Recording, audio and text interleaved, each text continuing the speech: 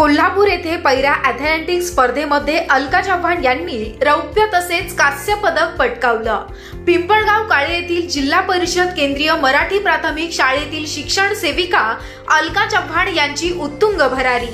चौथ्या राज्यस्तरीय पहिल्या ॲथलेटिक्स स्पर्धा कोल्हापूर येथे दिनांक 21 आणि 22 डिसेंबर 2024 रोजी पार पडल्या। यामध्ये बुलढाणा जिल्ह्याच्या सारा ऑलिम्पिक असोसिएशन तसेच शिवछत्रपती क्रीडा पुरस्कार प्राप्त अनुराधा सोळंकी यांच्या मार्गदर्शनाखाली 7 खेळाडूंनी सहभाग घेतला होता। यामध्ये पिंपळगाव काळे जिल्हा परिषद केंद्रीय मराठी प्राथमिक शाळेमध्ये कार्यरत असलेल्या शिक्षण सेविका अलका प्रशांत चव्हाण यांनी या स्पर्धेत सहभाग घेतला होता।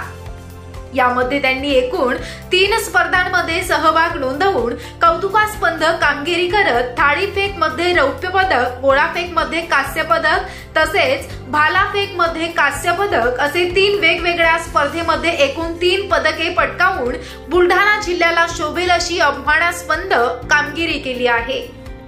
यातूनच त्यांची राष्ट्रीय पातळीवर निवड करण्यात येणार आहे। तसेच त्यांचं सर्वत्र कौतुक होत आहे। यापेक्षा पण चांगली कामगिरी पुढील काळात मी करेल आणि गोल्ड मेडल पटकावेल अशी भावना त्यांनी व्यक्त केली।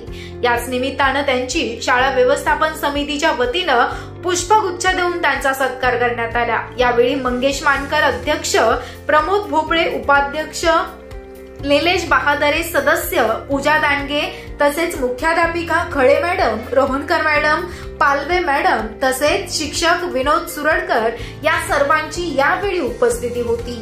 RC24 न्यूज करिता मंगल काकडे, पिंपळगाव काळे।